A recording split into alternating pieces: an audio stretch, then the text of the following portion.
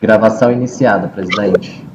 Obrigado. Então, vamos dar início à nossa sessão de julgamento do dia 21 de janeiro de 2021, no turno da tarde, iniciando às 14 horas da nossa reunião de julgamento de janeiro de 2021. Certo? Vamos dar a prioridade aos processos que têm sustentação oral. Temos um processo com sustentação oral. Então, Fabio, eu vou pedir para vocês colocar o patrono, certo, do item número 61 da nossa pauta, que é o próximo processo a ser julgado da empresa PP Cursos Limitada. Ok, presidente, farei a convocação. Vamos aguardar o patrono, que ele já está na sala e deve estar entrando logo. Item 61 da pauta.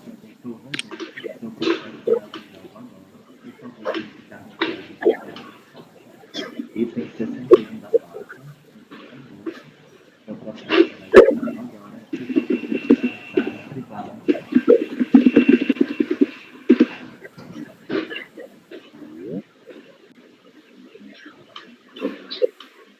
Boa tarde.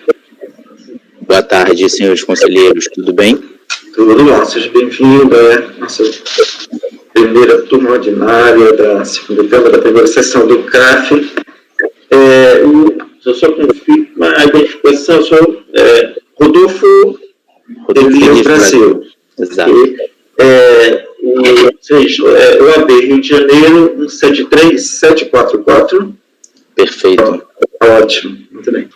Ok, Rodolfo. Então, nós vamos dar início ao julgamento, né, do item 61 da pauta, né, da empresa PP Concurso, que o senhor representa. O processo vai ser relatado. Desculpa. Eu falo ok o Então, o seu processo vai ser relatado pela conselheira Gisele, certo? Ela vai fazer o relatório, depois eu vou passar a palavra para o senhor para fazer a sustentação, ok? Então, perfeito. Com a palavra, a conselheira Gisele. Obrigada, presidente. Então, o presente processo é em deferimento de opção pelo Simples Nacional, apresentado pela empresa referente ao ano de 2010. Conforme expresso no termo de indeferimento do Simples Nacional, as folhas 66, com data de registro em 5/1 de 2017, a pessoa jurídica incorreu na seguinte situação impeditiva. Teoricamente, a atividade econômica vedada, tá? Administração e gerenciamento de cursos, seria o objeto da sociedade, tá? Cientificada em 11/1 de 2017, a interessada apresentou manifestação de inconformidade, na qual requer em síntese preliminarmente que a douta autoridade fiscal não é a autoridade administrativa competente para proferir decisão em face da primeira impugnação protocolizada pela impugnante em 19 de agosto de 2010. Aqui a gente tem uns incidentes que depois, inclusive, vão ser discutidos pelo voto, porque existe uma primeira decisão, primeiro um termo de indeferimento, deste termo houve uma impugnação da contribuinte e quem decidiu isso foi a DRF e não a DRJ. Então, o que ele alega preliminarmente aqui é que essa segunda manifestação de conformidade decorrente de um segundo termo de indeferimento sequer poderia preliminarmente ser apreciado, se não pela DRJ lá atrás, no primeiro termo de indeferimento, cuja primeira impugnação não foi apreciada pela DRJ. Então, aqui a gente tem, é bem peculiar esse caso, a gente tem questões, assim, procedimentais aqui a avaliar como colegiado. Então, eu só estou fazendo um parênteses para tentar explicar essa preliminar. Então seria isso. Ainda em sede de preliminar, uma vez lavrado o primeiro termo de indeferimento da opção, a douta autoridade fiscal não poderia alterar sua fundamentação através de um novo termo de indeferimento. Isso diante da imutabilidade do 145, que também seja sua nulidade. Por outro lado, caso seja entendido que o novo termo consiste em um ato autônomo diferente do primeiro, Deve ser reconhecido que a desídia da autoridade fiscal em dar seguimento ao presente processo administrativo acabou por conduzir à decadência do direito de fiscalizar e revisar a apuração de tributos do Simples relativo ao ano calendário de 2010. Por fim, no mérito, e somente caso se entenda por superar as preliminares arguídas, será demonstrado que o artigo 17 da Lei Complementar, em sua redação vigente à época, a formalização do pedido de adesão ao regime do Simples Nacional, não apresentava qualquer vedação à atividade de treinamento e desenvolvimento de profissionais enquadrados no CNAE e tal, isso diante das exceções da hipótese de vedação indicadas no correspondente parágrafo. Minhas palavras, de fato, insta a relatar que, a partir do histórico dos fatos contidos no processo, foi emitido um primeiro termo. Gente, eu só ia pedir para ajudar, para fecharem os microfones, que acho que tem alguns em aberto tá. Então, de fato, a partir do histórico, né, dos fatos contidos, foi emitido um primeiro termo em razão da existência de débito de competência 3 a R$ 89. Então, primeiro termo é isso, seria pendência de valores. Intimada acerca desse termo, a contribuinte apresentou em 19/8 a impugnação de folha 101, alegando que o débito encontra-se quitado conforme documento de folhas 2, juntamente com a alteração do contrato social. Da análise da documentação apresentada, a unidade de origem detectou a alteração de contrato social, as folhas 6 e 8, que explicita que o objeto da sociedade é o de administração e gerenciamento de cursos, atividades vedadas ao Simples Nacional até 31/12/2014. Dessa forma, fazendo-se necessário verificar se, por ocasião da solicitação de opção no ano de 2010, já teriam sido supridas do contrato social essa atividade vedada. A contribuinte foi intimada em 16/5/2016. Olha o lapso temporal, tá? Entre o primeiro termo de indeferimento e todo esse procedimento. Apresentar o contrato social originário e as respectivas alterações. Em resposta à intimação, a contribuinte apresentou as razões e os documentos. Em continuação, a DIORT da DRF emitiu o despacho em 5/1/2017 da seguinte forma. Então, quanto ao termo de indeferimento por motivo de débito, teoricamente estaria regularizada. A instrução processual permite observar que a empresa dedica-se à atividade vedada, pois o objeto é administração e gerenciamento, e fundamenta a vedação aqui no tal dispositivo. Então, ela encaminha no sentido de se fazer necessária a expedição desse segundo termo de indeferimento, que é o primeiro que a gente está aqui, teoricamente, analisando dentro do meu relatório. Eu quis fazer esse cotejo para tentar deixar claro aí os incidentes. E, em consequência dessa análise, foi emitido esse segundo termo.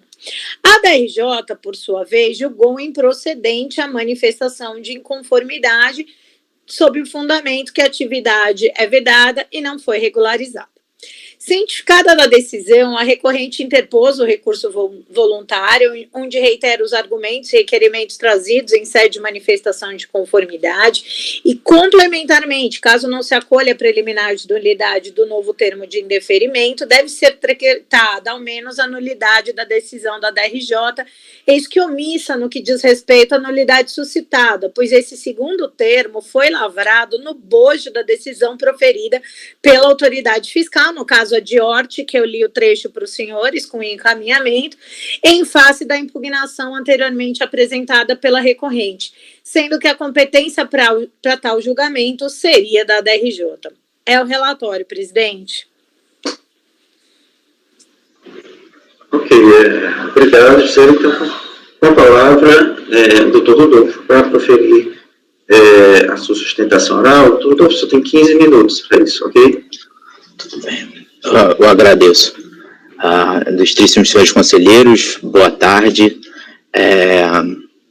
Bom, eu gostaria de fazer algumas considerações preliminares aos senhores conselheiros, alertando desde já que esse é um caso absolutamente único em termos de discussão a respeito dos procedimentos adotados pela autoridade fiscal. A bem na verdade, o que eu pretendo demonstrar na minha sustentação oral é que a decisão, não só a decisão recorrida, mas o processo administrativo como um todo, ele é absolutamente escatológico. Ele beira, ele na verdade deveria passar muito mais por uma questão disciplinar da autoridade fiscal do que propriamente pela discussão a respeito do regime de tributação da empresa em 2010, valendo recordar, naturalmente, como até destacado de antemão pela própria conselheira relatora, que muito bem tentou resumir a discussão, que esse é um caso em que o termo de indeferimento do regime de 2010 aconteceu em 2017, né? O que, de face, caso a gente fosse, de fato, julgar o termo de indeferimento que a Receita Federal hoje, a autoridade fiscal hoje entende válida na decisão administrativa recorrida, a gente está julgando um termo de indeferimento de adesão de 2017 para o ano de 2010, o que certamente esse conselho aqui sabe que não é possível, né? A gente não pode revisar a apuração 7 anos depois do ano fiscal. Pois bem, eu pretendo agora fazer uma breve recapitulação, até para que tenhamos organizados os eventos que ocorreram e que sucederam no bojo desse processo administrativo. Bom, senhores conselheiros, de forma absolutamente resumida, a empresa PP Cursos, ela é uma empresa que está voltada ao treinamento de profissionais da área de fonoaudiologia, né?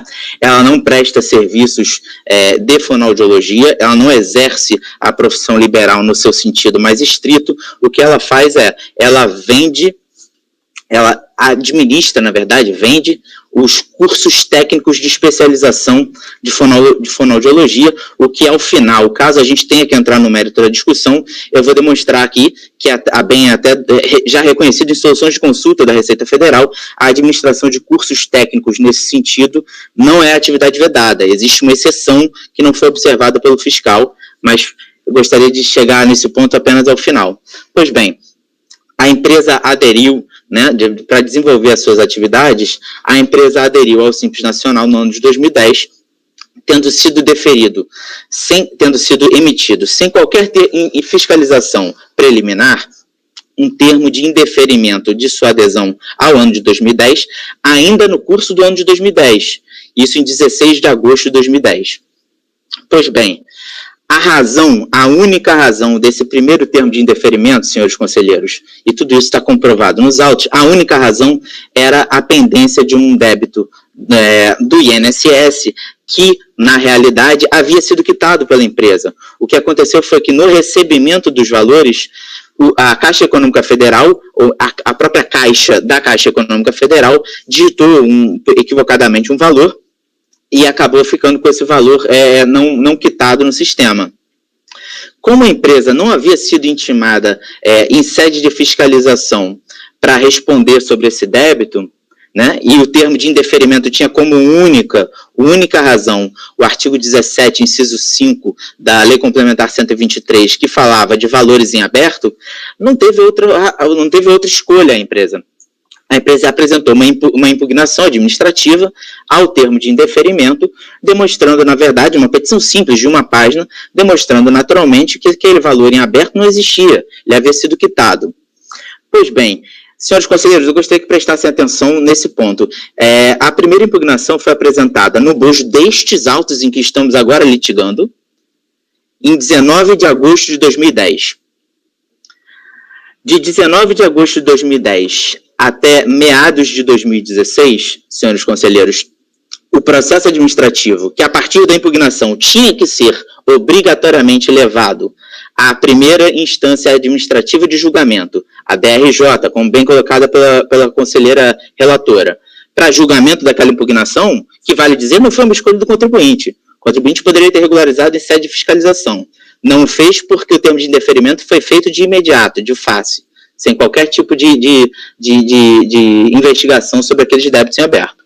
Pois bem, a impugnação tinha que ser remetida a julgamento. Isso não pode ser objeto de dúvida por nenhum dos conselheiros, né? Havia uma impugnação em 19 de agosto de 2010. Pois bem, a impugnação não foi levada a julgamento. A autoridade fiscal ficou com os autos durante 6 anos. A autoridade fiscal, repito, ficou com os autos durante 6 anos. Não levou a julgamento. Este mesmo processo administrativo que estamos discutindo agora. E ao final, em meados de 2016, a autoridade fiscal, sem fazer qualquer tipo de comentário, observação, lavra um termo de fiscalização no bojo destes autos, novamente, requerendo que o contribuinte juntasse o seu contrato social, porque ele estava verificando ali que as atividades em tese seriam vedadas. Não são, mas em tese, ao ver do fiscal, seriam. Pois bem, o que acontece? O termo de fiscalização foi respondido, onde juntamos o contrato social, como também juntamos as notas fiscais que demonstravam a atividade de coordenação e administração de cursos técnicos, que não era vedada pela lei complementar, nem pelas resoluções CGSN vigentes à época, né? Estávamos naquela exceção dos cursos técnicos, como já dito, e apresentamos o que, enfim, foi respondido, e meses depois, e aqui repito, em 2017, a autoridade fiscal lavra um segundo termo de indeferimento, onde ela coloca em um parágrafo que os débitos de GPS que haviam sido objetos daquela primeira impugnação já haviam sido baixados. E aí, veja, no mesmo termo, está no corpo do termo de indeferimento que estamos julgando agora, excelências. No mesmo termo, ele faz o comentário de que aquele débito já havia sido quitado, mas que está lavrando agora outro termo de indeferimento. Outro termo de indeferimento, no bojo deste processo administrativo, 7 anos depois. E lavra esse termo agora com a defesa de que a atividade seria uma atividade vedada. Bom, senhores conselheiros, eu acho que isso... Bom, são inúmeras as inconsistências, as ilegalidades, como falei, para mim é muito mais uma questão disciplinar da autoridade fiscal do que propriamente uma discussão sobre, de fato, o regime fiscal da empresa no ano de 2010. Mas aqui sigo. Pois bem, então, o que eu gostaria de dizer, em resumo, nesse segundo termo de indeferimento, a autoridade fiscal, de uma só vez, ela suprime a atuação de primeira instância, que era obrigatória, mandatória, no bojo deste processo, em face daquela primeira impugnação. Porque a autoridade fiscal não tem competência para julgar a impugnação. E ela que nos obrigou a impugnar. Não fosse ela, não estávamos nessa situação. Ela nos obriga a impugnar e ela mesma julga, né? Através do seu segundo termo de indeferimento, fingindo que nada havia acontecido nos autos, né? Como se não houvesse aqui uma primeira impugnação apresentada. Pois bem, ela suprime a decisão de primeira instância. Em segundo lugar, ela lavra um segundo termo alterando as suas razões, né?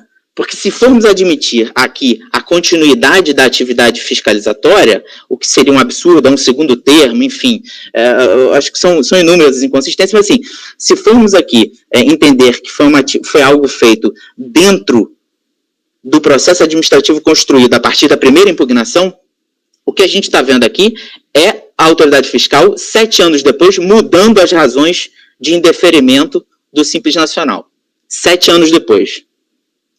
E mais uma vez, suprimindo a decisão de primeira instância, suprimindo o julgamento de primeira instância. Pois bem, e se não entendêssemos que esse termo aqui é um termo, dos conselheiros, é um termo proferido dentro daquele processo, se entendermos que é um termo novo, pois bem, aí sim, mais evidente ainda a decadência.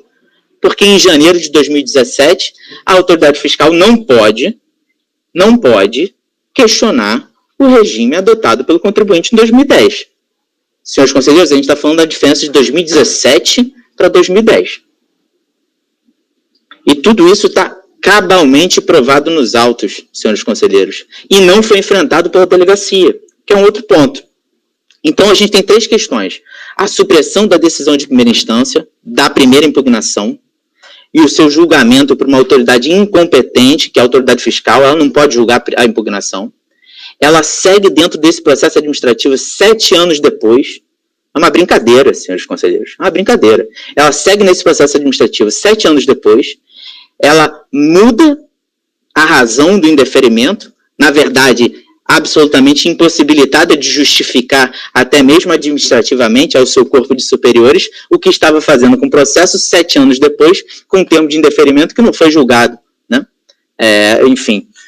E ela muda os termos de indeferimento, e, mais uma vez, ela faz isso em janeiro de 2017 para revisar o ano de 2010.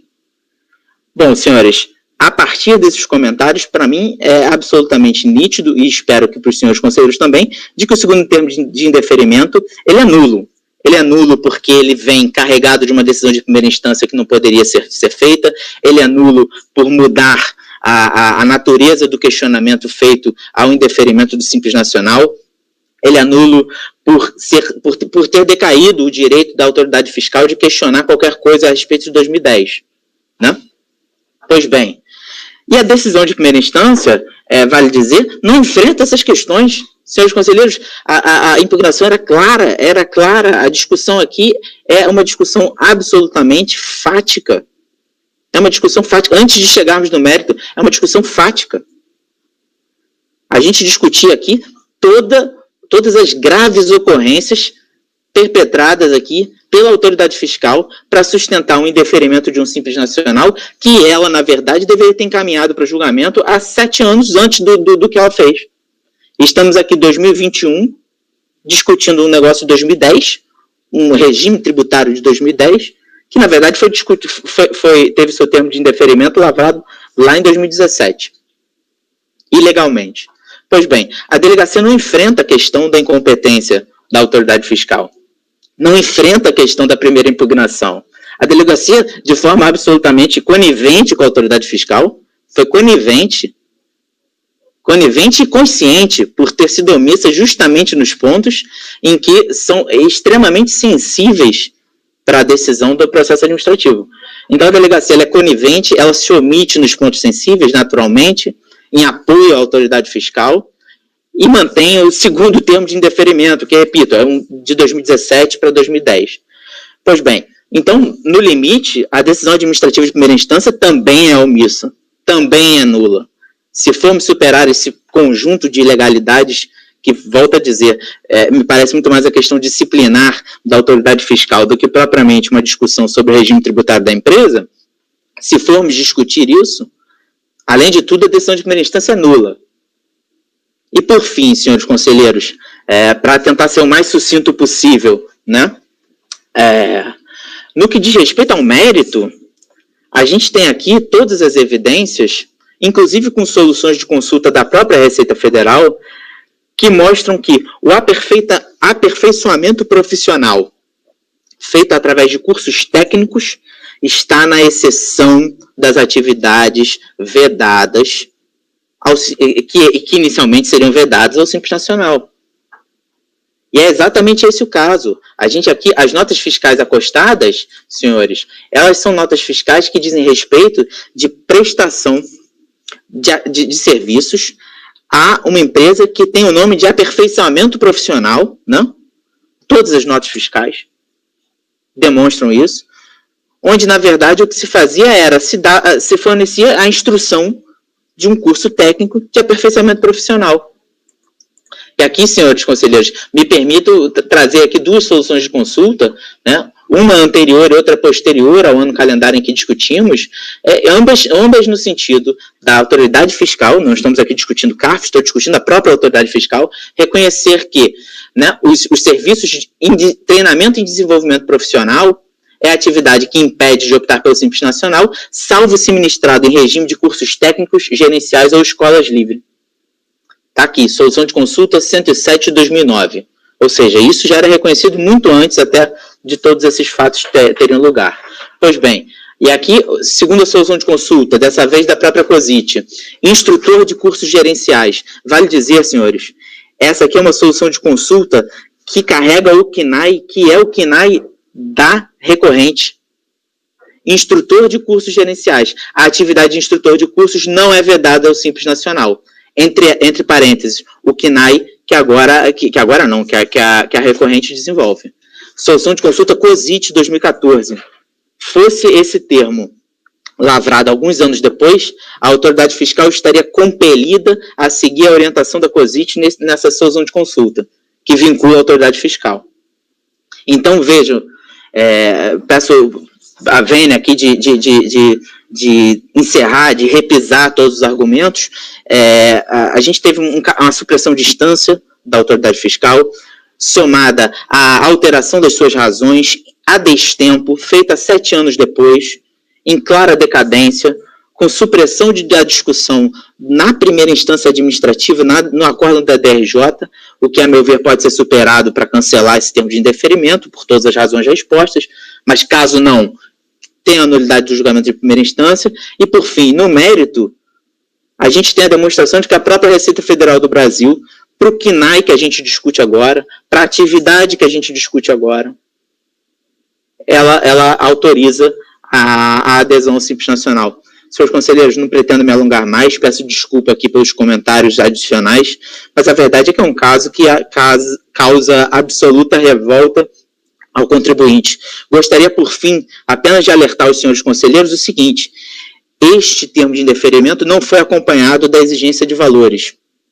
Pois bem, o município do Rio de Janeiro, ao ver que o contribuinte não havia, ou melhor, não teria aderido ao Simples Nacional, embora tenha feito os recolhimentos no Simples Nacional, mas a autoridade fiscal da Receita Federal, ela não alterou o status do contribuinte, e o contribuinte foi autuado em mais de R$40 mil de diferença de ISS. Esse caso foi levado à via judicial, tá? A bem da verdade, a gente tem a discussão da via judicial no processo, na ação ordinária, no TJ do Rio de Janeiro, de número 0021-867-17-2018-819-0001, tá? É um processo judicial onde a gente teve que combater o ISS lançado por força de todas essas ilegalidades sofridas pelo contribuinte. E a decisão final vinculou a cobrança do ISS a este recurso. Então, a bem da verdade, até mesmo para fins de discussão do artigo 145 do CTN e da alteração de razões quando do lançamento, a bem da verdade é que a gente tem exigências fiscais atreladas no âmbito municipal, atreladas ao presente julgamento. A gente não está falando aqui de um simples termo de indeferimento que não vai ter qualquer reflexo patrimonial para o contribuinte. Bom, tudo isso pode ser eventualmente rediscutido aqui. Eu tenho todos os dados do processo judicial, somos patronos da ação judicial, e, pois bem, fico aqui à disposição dos conselheiros para poder, eventualmente, esclarecer quaisquer dúvidas, agradecendo a oportunidade aqui. Muito obrigado. Ok, obrigado, doutor Rodolfo. Passou um pouquinho do prazo, mas eu não quis interromper, porque eu vi que o senhor já estava concluindo, né? Perdão. Não, tranquilo. A conselheira Gisele, então, para proferir seu voto. Obrigada, presidente. Bom, o recurso voluntário é tempestivo e cumpre os demais requisitos legais, razão pela qual tomo conhecimento e passo a apreciar. Conforme relatado, o presente litígio decorre de ato de indeferimento de opção pelo Simples Nacional em virtude da interessada supostamente exercer atividade vedada. Preliminarmente, a hora recorrente sustenta que toda autoridade fiscal não é autoridade administrativa competente para proferir decisão em face da primeira impugnação protocolada em agosto de 2010, de modo que sua aparente decisão no bojo do novo termo de indeferimento de opção do Simples Nacional e atos dele decorrentes seriam nulos nos termos do artigo 59. Em concreto, a partir do relato histórico trazido no bojo desse acórdão, houve um primeiro termo de indeferimento pelo Simples Nacional em razão da existência de um débito da competência de 3 de 2009 no valor de 89. Tal pendência foi sanada diante da tempestiva quitação e, portanto, havia teoricamente cessado a causa impeditiva à fruição do regime simplificado, conforme manifestação de inconformidade de 19/8/2010. Ocorre que tal manifestação, ao invés de ser apreciada pela RDRJ, foi analisada pela Divisão de Orientação e Análise Tributária, DEORT, da DRF, em 5/1/2017. com o objetivo de verificar de forma mais aprofundada as alterações societárias da interessada, o que culminou na determinação para a formalização de um segundo termo de indeferimento específico por motivo de atividade econômica vedada. De fato, a R-decisão de piso não cuidou de apreciar a questão preliminar atinente à nulidade da decisão proferida pela autoridade incompetente, qual seja a diorte, com a consequente lavratura do segundo termo de indeferimento pelo Simples Nacional. Sem entrarmos no mérito do lapso temporal decorrido, de 2010 até 2017, e dos princípios que, em caso, deveriam ter sido observados pela administração tributária, nos termos do artigo 2º da 9784, e do ponto de vista do processo administrativo, é claro a indicar os casos de nulidade. Aí eu transcrevo o 10 e o 59. São nulos os despachos e decisões proferidas por autoridade incompetente ou com preterição do direito de defesa.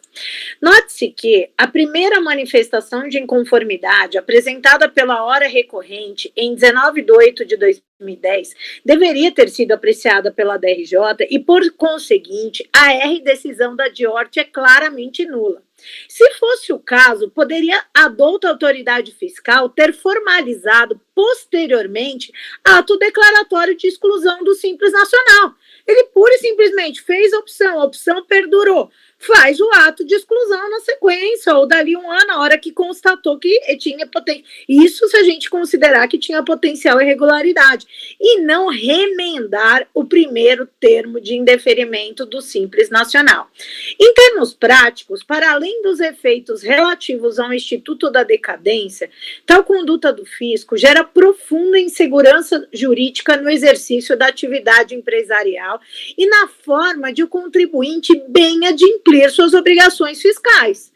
Logo, considero que deve ser acolhida a preliminar de nulidade suscitada e, consequentemente, anulado o segundo termo de indeferimento específico por motivo de atividade econômica vedada. E aí, eu poderia parar meu voto aqui, tá? Mas eu já fiz um ad argumentando para os senhores aqui, para o colegiado, eu poderia parar aqui, porque se vocês verem a minha decisão é no sentido, né, de realmente acolher a preliminar de nulidade dada a existência e cancelar o termo de indeferimento, mas eu fiz questão, né, até pelo regimento, de trazer apenas a título argumentativo, caso essa turma assim não entenda, no mérito também assiste razão à hora recorrente, isso aqui eu talvez até delete se for o caso, tá, colegas, mas é mais para já mostrar que eu enfrentei também.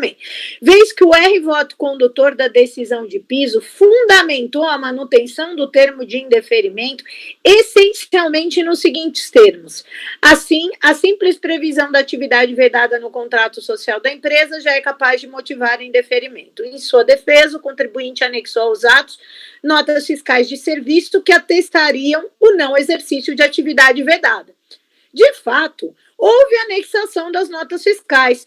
Entretanto, a existência de algumas notas fiscais que possam registrar a prestação de outro serviço por parte da empresa, o que não comprova. Então, ele fala assim, que afinal a empresa ela juntou notas não sequenciais e que pelo fato dela ter juntado notas não sequenciais, contrário senso, ela poderia... Eles presumiram que ela, nessas não sequenciais, estariam justamente as atividades vedadas. Veja, mas não há também nenhuma intimação ou uma proposta de diligência para intimar o contribuinte para trazer mais provas adicionais aos autos. Então, eu pus assim.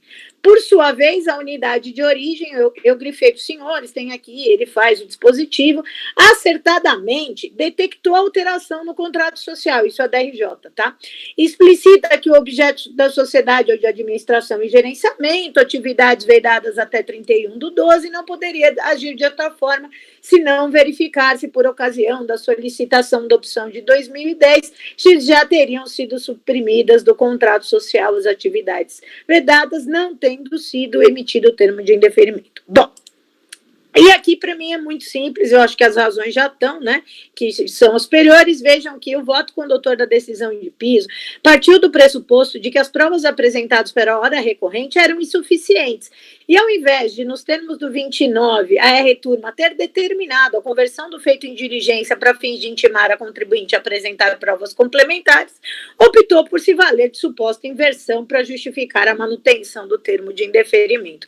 Contudo, sobre o tema, temos inclusive a inteligência da súmula 134, que pese seja para o Simples Federal, para mim caberia a autoridade fiscal descredencial, intimar ou simplesmente falar, tá bom, esses recibos não servem, pau, não funciona assim, então intima e pede maiores esclarecimentos. E isso se a gente ultrapassar a preliminar, que como os senhores já viram, eu não ultrapassei a preliminar. Logo, a simples constatação de alteração no contrato social e potenciais suposições relativas à insuficiência das provas apresentadas não afastam a necessidade do fisco de comprovar a efetiva execução de atividade vedada, ao meu ver.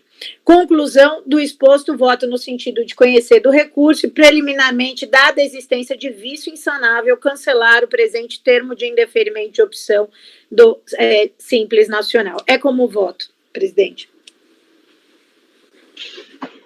Ok, obrigado, Gisele. Comentários, debates?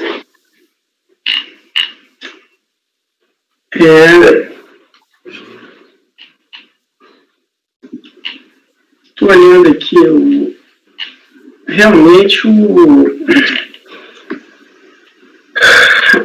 a autoridade administrativa, ela simplesmente não encaminhou a impugnação, né?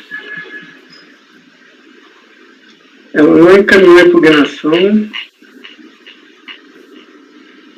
e agregou um outro elemento para fins de indeferimento. E o termo de indeferimento, estou olhando aqui, ele vem explicitando, né, que ela deve ser dirigida ao delegado da Receita Federal de julgamento, né?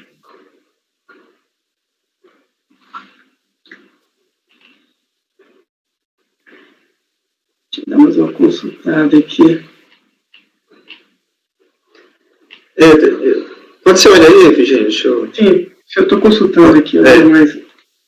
Falar um pouquinho assim, da minha visão. O contribuinte solicitou a inclusão no Simples em 2000, a partir de 2010, é isso. Essa solicitação foi indeferida em 2010 em razão de um débito e manifestação de inconformidade, alegando que o débito já havia sido quitado, ou seja, não existia o débito, não existia essa razão do impedimento. Isso em 2010. Em 2016, 2017, né, a própria TRE, bom, essa manifestação de conformidade não foi encaminhada à DRJ, como deveria ter sido encaminhada. Como decreto, aliás, a Lei 9.430, né, que diz, que 74 diz que o deferimento sim segue o mesmo rito do decreto 70.235. Então, o decreto 70.235 diz que a impugnação deve ser encaminhada da RJ, que é a autoridade de primeira instância. Bom, não fez isso, ela fez uma revisão desse ato de indeferimento e proferiu um novo ato de indeferimento com outro fundamento. Acho que isso aí está bem claro, isso é pacífico. Não tem muito o que discutir. Antes disso ela intimou, né? Em mais de 16 ela intimou, né? Antes disso ela intimou. Isso. Isso já nesse procedimento, ela instaurou um procedimento, intimou para a gente apresentasse documentação, e o contribuinte apresentou essa documentação, e como resultado desse procedimento, o resultado desse procedimento foi a realização desse segundo termo de indeferimento. Um detalhe é que nessa intimação, a intimação não tem correlação com o fato primeiro do indeferimento, que é a questão do pagamento. E dá a entender que a DRF não questionou a inexistência do motivo primeiro, que é o débito. Agora foi verificar se provavelmente assim, o que dá a entender, a DF, assim, olha, realmente não tem débito.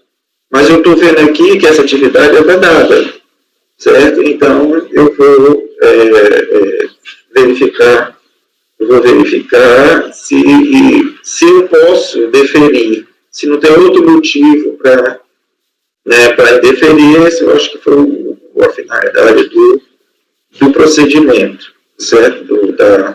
Da DRF. Mas já não era mais mérito da DRF, isso daí era mérito da DRJ. Mas a senhora fez, pode ser entendido aí um ato de revisão de ofício. Pessoal, É exatamente esse ponto, Nilson. Opa, ficou mudo, Nilson. Desculpe, só para esclarecer para o patrono, a gente está em discussão, em debate, votação, a gente não vai permitir a sua participação. Né? Qualquer questão de fato, a gente vai questionar, não sei que o senhor tem uma questão de fato, mas no debate, tá certo? É o nosso momento agora. Então, assim, continuando, só para traçar esse quadro fático, que é o meu quadro fático, coloco para a turma, porque se tiver alguma coisa inadequada, peço a correção. Certo? Então, como eu estou vendo aqui o processo. Bom, e aí houve esse segundo indeferimento por um outro motivo.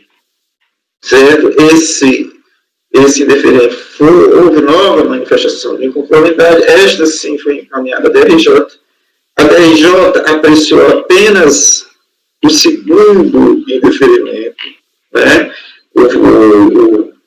Questionou apenas o fundamento do segundo indeferimento e considerou a manifestação de inconformidade improcedente e que deu aso, então, ao presente recurso voluntário.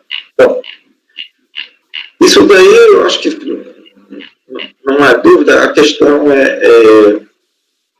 o que a gente faz com isso. Né?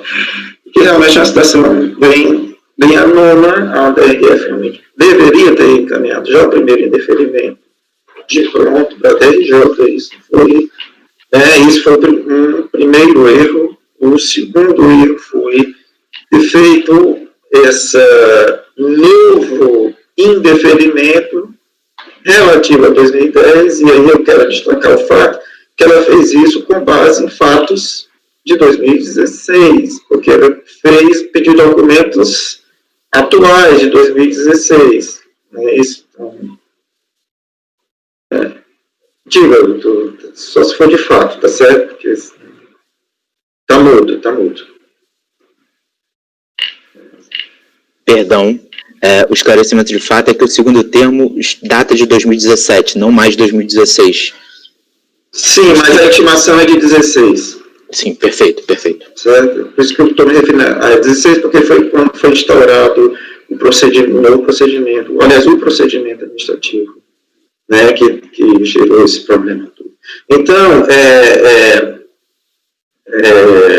onde eu estava? Bom, agora dos erros. Você estava dos erros, que o primeiro erro então, não há dúvida com relação a esse ao quadro fático. A questão é o que fazer, né? A questão é como a gente resolve essa questão. A questão é, eu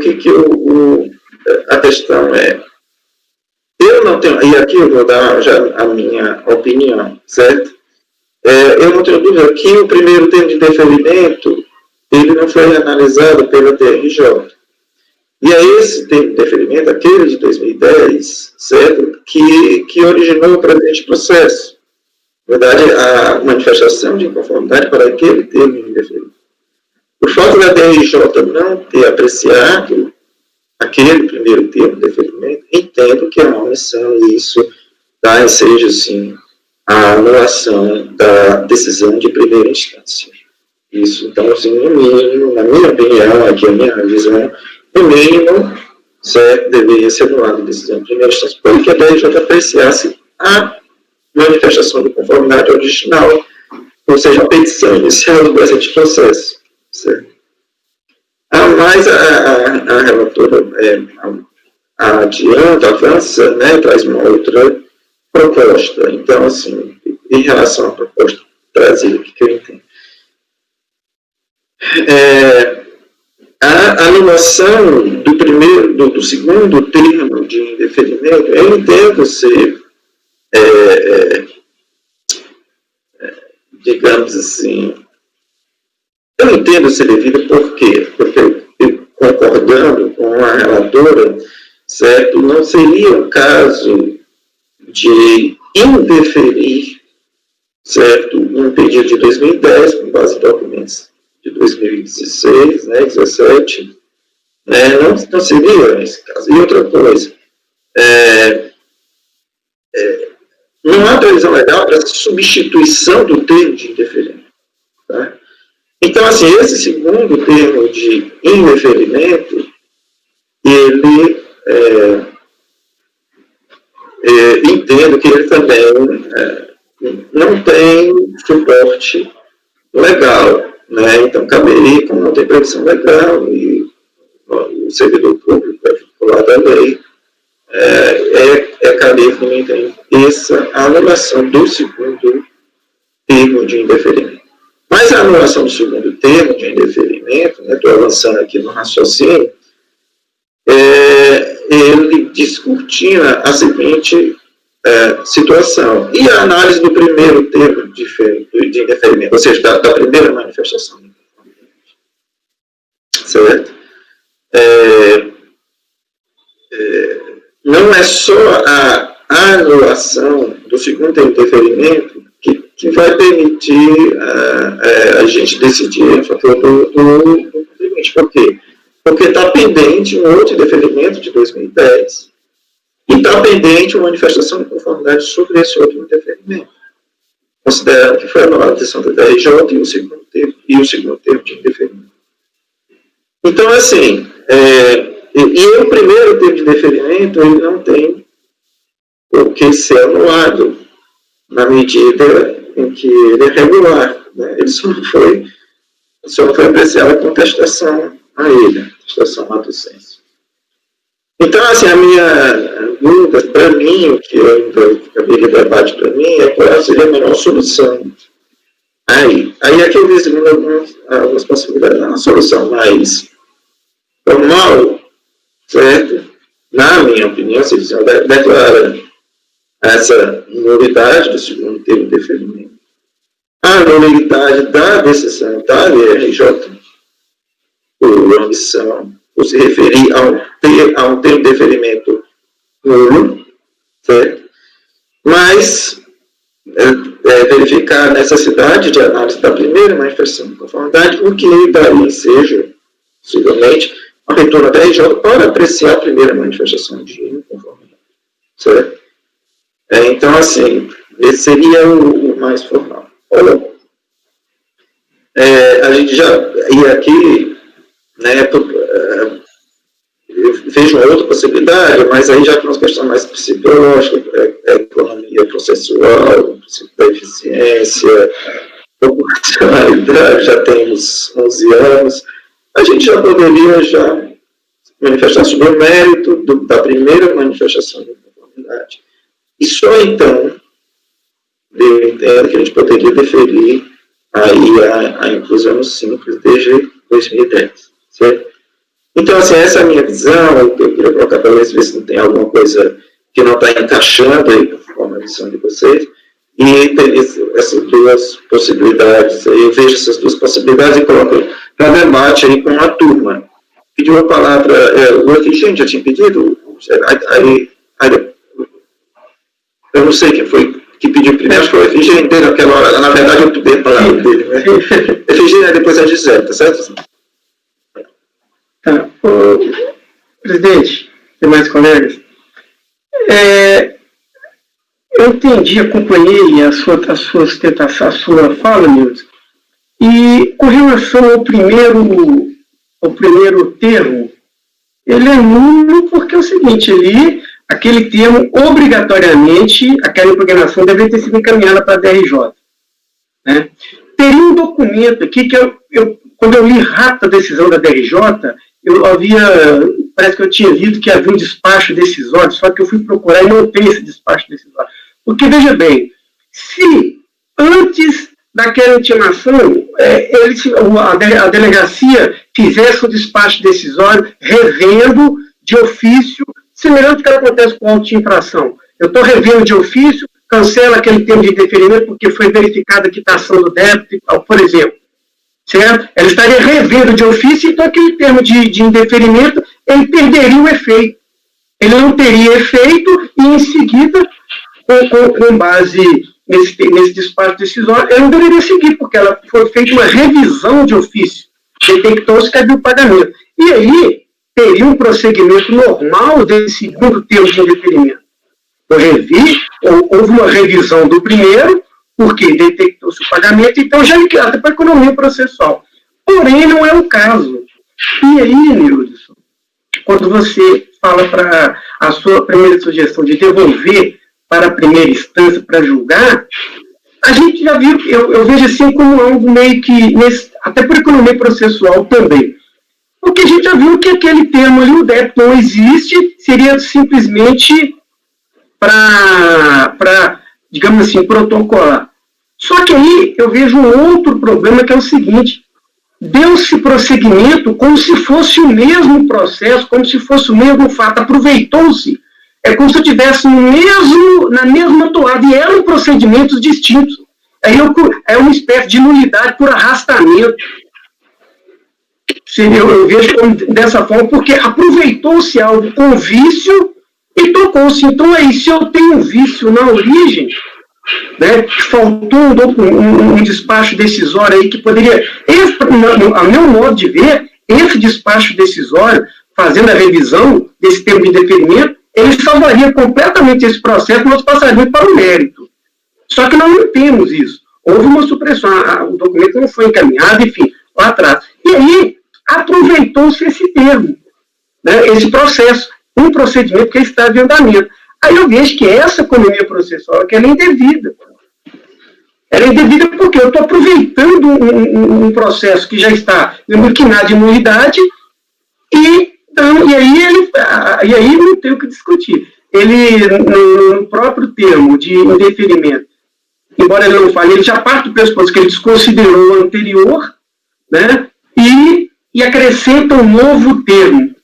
Então, eu vejo com dificuldade de aproveitar esse processo, viu, Wilson? Eu sugeriria uma posição assim de anulidade, é uma espécie de anulidade por arrastamento, né, por ter aproveitado algo que já estava com vício. Algo que já estava viciado. Só para esclarecer esse ponto, a nulidade que eu coloquei é a partir do segundo, né, da segunda decisão, né, da segunda termo de indeferimento. Segundo termo de indeferimento. Mas observe que o primeiro termo de indeferimento não tem nulidade, a manifestação de conformidade não foi apreciada e deve ser apreciada.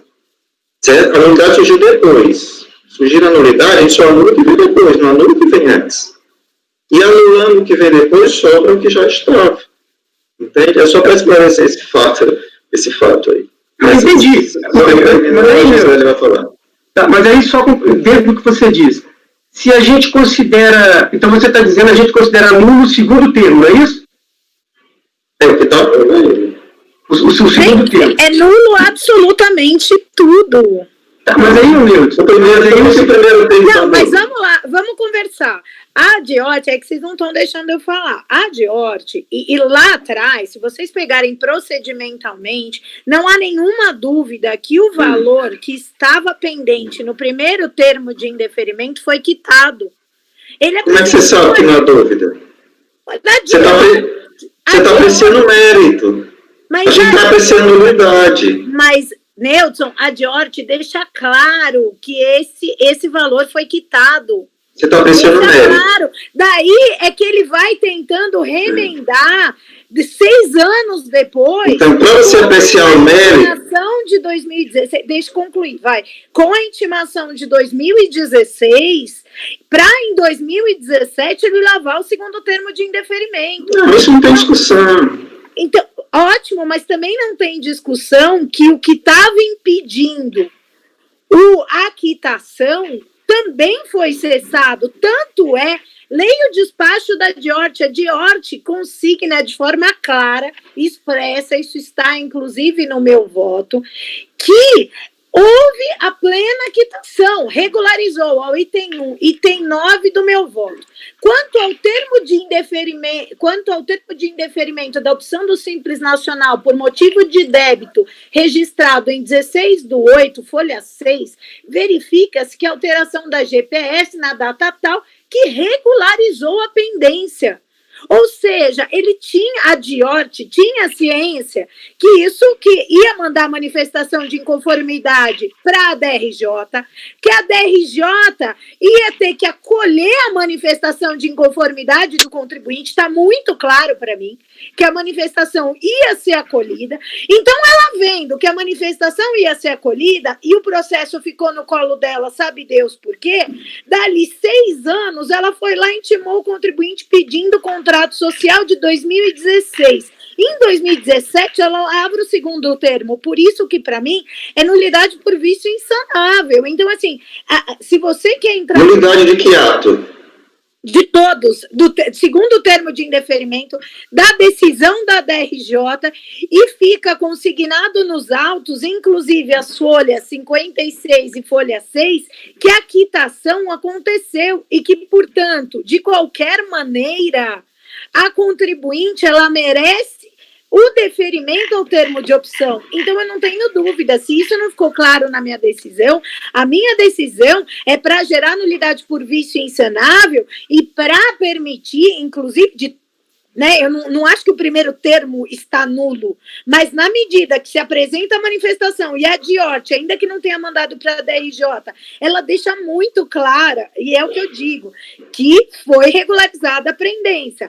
Com base no decreto 70.235, eu posso suprir essa nulidade, essas deficiências, para julgar no mérito que seja. Então, eu abro um tópico de mérito para julgar que, olha, no mérito, julgo que a primeira manifestação de inconformidade apresentada em 2009, ela trouxe um débito como fator impeditivo devidamente regularizado conforme despacho da Diort, que depois prosseguiu na segunda remenda. Eu faço isso na minha decisão, fecho a decisão e, para mim, morre o assunto. Eu sou absolutamente contra ficar indo e voltando com algo que já está escancarado nos autos, para mim, tá? Então, esse é o meu ponto. Deixa eu só colocar um ponto aqui para analisar, porque aquela... Eu acho que eu pedi a palavra, estava escrito, e aí a resposta que a conselheira Gisele acabou de falar, depois eu te posso falar. Perfeito. Então, a gente está concordando, certo? O que está no... é a decisão da DRJ, a segunda decisão da DRF, tá certo? Agora, quando você ou seja, não está tudo nulo, certo? Porque o primeiro termo de indeferimento não está nulo. A manifestação de inconformidade do contribuinte também não está nula, e ela merece ter uma resposta, tá certo? Isso não está nulo, o processo está vivo a partir daí, certo? E a gente tem que dar uma solução a partir daí, certo? Que a gente tem que dar uma solução, certo? Dizer assim, anular todo o processo, não, na minha opinião, não tem fundamento, e também não resolve a situação do problema. Porque o contribuinte, o status quo dele não está inscrito no Simples. Se eu anular todo o processo, também não vai fazer essa inscrição acontecer, entende?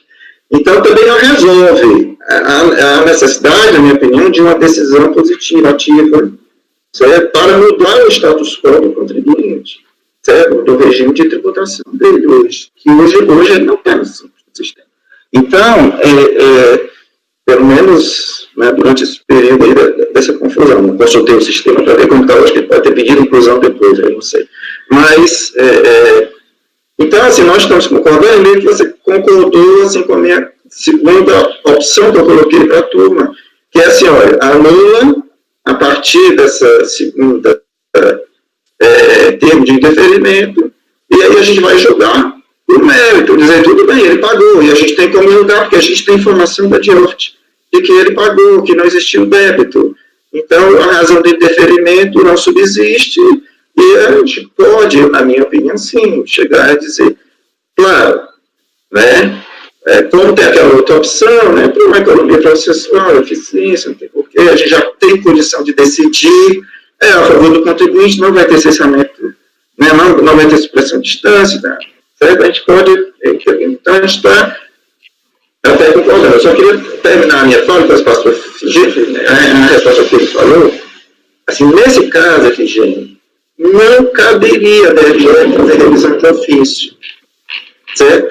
Porque a DRF não pode fazer revisão de ofício de ato que o decreto 7235 dirige para o julgamento de primeira instância. Então, mesmo por auto de função, que acontece em pessoa física, o que a DRF faz? Faz a revisão de ofício, mas junto ao processo com informação e manda a impugnação para a DRJ. Aí a DRJ acolhe aquela informação e diz, opa, se a própria autoridade que autuou está dizendo que errou, certo? Então eu vou, né, dar razão ao contribuinte com fundamento na própria informação da DRF, que é essa tal de revisão de ofício. Mas acho que precisa de uma decisão, né, de julgamento da DRJ para alterar esse lançamento tributário. Porque o lançamento tributário persiste como está. Né, porque você tem, ele traz uma lista taxativa do que pode alterar o lançamento tributário. Certo? E o lançamento tributário, quando já existe impugnação, ele não pode ser alterado de ofício. Ele só pode ser alterado de ofício antes da impugnação. Aí sim pode. Depois da impugnação já não pode. Isso é uma questão processual muito debatida e hoje já chegou mais nessa coisa. Olha, se tem impugnação, não pode ter uma revisão de ofício, é só a DRF. Ou só a DRJ. E aí o que a DRF faz? Faz uma informação, que eu chamo de revisão de ofício, mas é uma informação. Para a DRJ acolhe e julga conforme a informação da DRF. Para evitar uma diligência, entende? Essas coisas. Então é só isso que eu queria esclarecer com a palavra o senhor Efigênio. Correto, Milton. Então, os casos de lançamento e revisão de ofício que é tão previsto lá no CTN, né? Mas aí o detalhe é exatamente antes da impugnação. Né? Tem razão, no caso em que houve impugnação. E aí eu estava olhando se, dentro dessa linha, se o despacho a que eu havia me referido é o despacho que está lá na folha 62. Né? Se ele poderia servir como um despacho decisório, na verdade é um despacho que ele faz menção, e aqui ele reconhece claramente, está nas folhas 62, que houve a regularização da pendência. Então, nesse despacho, das folhas 62, ele realmente ele desconsidera o primeiro termo, coisa que ele não poderia fazer nessa linha, então. Né? Então, nesse caso aqui, a partir desse momento, nasce a nulidade, então, né? Porque ele não poderia fazer isso. Ele não poderia fazer essa regularização. Ele reconhece essa regularização, mas a matéria já estava sob litígio, né? Em que tese, ao final, e aí no último parágrafo, ele fala o seguinte: ele expôs para necessária expedição de termo de indeferimento específico por motivo de atividade econômica vedada. Perfeito, um motivo específico. Só que aí eu já venho carregado da nulidade anterior. Né? Então, acho que aqui a gente tem que verificar qual a melhor forma de encerramento. A melhor forma de encerramento. Que a nulidade, acho que é verificar a melhor forma de encerramento disso. E aqui, eu me questiono. Nós já sabemos que esse processo, se voltar aquele primeiro termo que não foi julgado pela DRJ, fazer com que esse termo volte para a DRJ seria uma questão meramente formal, porque nós já sabemos que aquela impugnação, nós já sabemos o resultado dela, porque a própria delegacia já falou que está quitado. Então, eu acredito que essa devolução para a DRJ, nós já poderíamos superar, né? Porque é totalmente inócuo, né? Porque nós já temos o resultado dela, do julgamento, que a própria delegacia reconhece, ainda que incompetentemente, né, não teria competência para isso, competência legal, mas já reconheceu, e é fato, é uma questão de fato.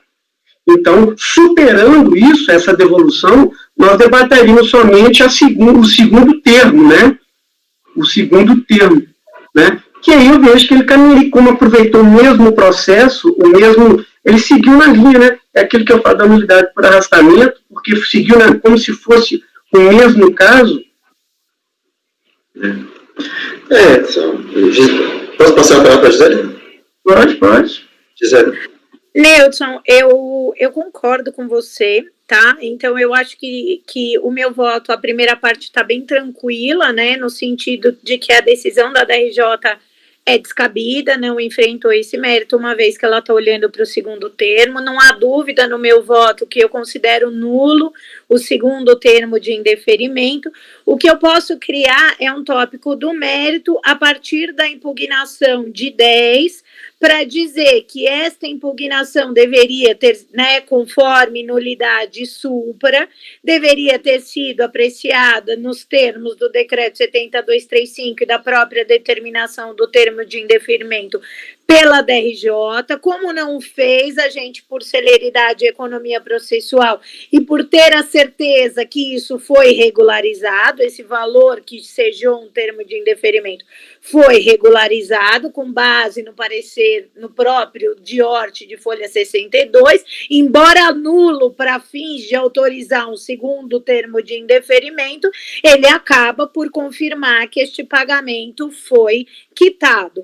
E a partir daí, então, eu acolho preliminarmente, então a decisão ficaria, tá, Neudson? Acolher a preliminar de nulidade para anular o segundo termo de indeferimento, a decisão da DRJ, e no mérito dá provimento à manifestação de inconformidade do contribuinte apresentada em 2010 e, portanto, restabelecendo o contribuinte no regime do Simples Nacional. Seria como voto para sanar essa questão de mérito e para a gente tentar deixar o mais encadeado e redondo possível, né?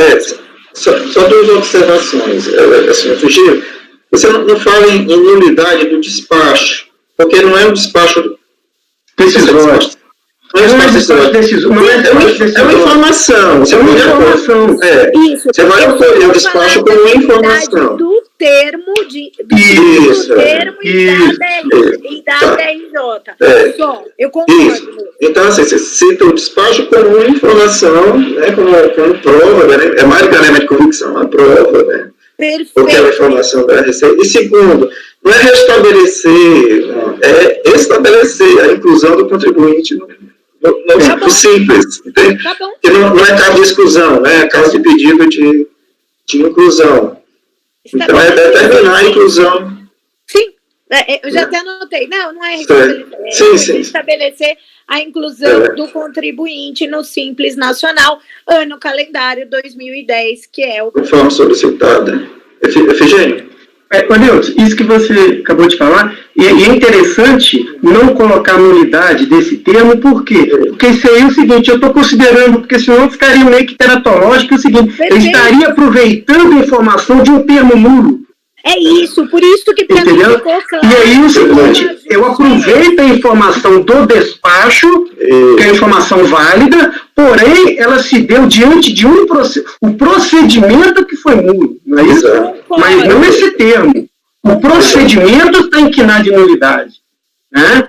Agora, essa informação aqui é correta. É porque são duas coisas distintas. Tem o despacho e tem o termo. Exato. O despacho dá uma informação. Exato, que é totalmente correta.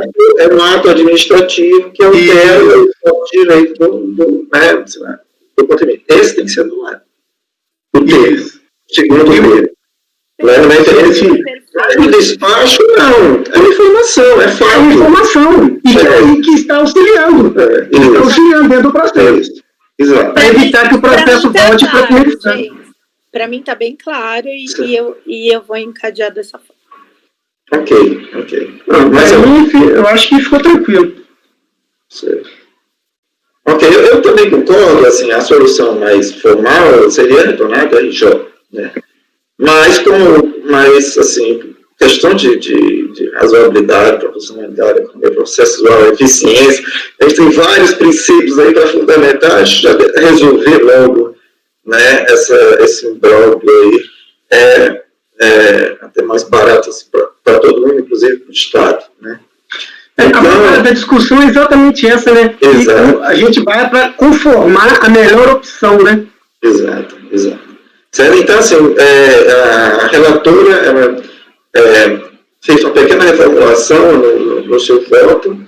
Aí você podia só resumir, então, com assim, o dispositivo assim, do voto para a gente na votar. verdade, o que vai ficar? Do exposto, eu voto no sentido de conhecer o recurso voluntário para preliminarmente, dada a existência de vício, cancelar o segundo termo de indeferimento, bem como o acordo da DRJ número tal de folhas tais, no mérito, dar provimento a manifestação, né, reconhecer, né, no mérito reconhecer, né, a regularidade, porque no fundo, como a manifestação de inconformidade não passou pela DRJ, eu vou ter que pôr no mérito reconhecer a regularidade, né, do débito, do suposto, a regularidade aqui, como é que não há débitos Posso dar uma sugestão? Conforme o termo de indeferimento lá de 2000 e tanto. Por isso que eu ia pedir para colocar nos termos do voto da relatora, porque eu vou ter que montar, né, Nilson, esse dispositivo. Deixa eu dar só uma sugestão, assim, no mérito, reconhecer a inexistência do fundamento impeditivo, do fundamento do termo de indeferimento de folhas tais, né, que é a auditoria. Existência, fundamento do... Eu estou anotando aqui, de indeferimento. Que é o primeiro, de 2010. Reconhecer a inexistência do fundamento do termo de indeferimento de folhas tais, né? Assim, dando provimento ao recurso voluntário. Então. E, portanto, para dar provimento ao recurso voluntário. Tá bom. Certo? Diga, seu Adolfo. Com o perdão da intromissão aos senhores conselheiros, é só porque, pelo que eu havia entendido, constaria no voto expressamente a correta adesão do contribuinte ao ano calendário 2010.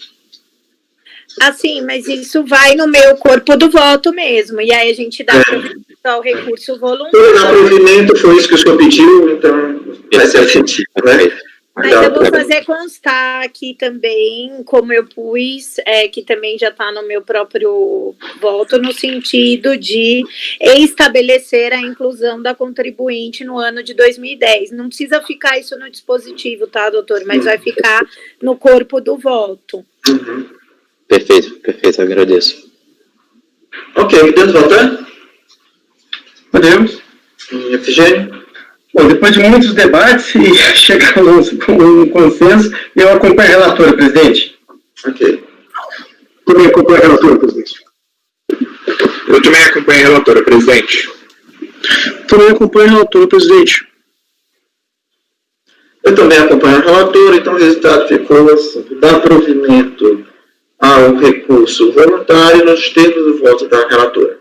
Certo? Que aí fica ou então eu posso pegar... Não, acho que nos termos do voto da relatora já resolve, né, Gê?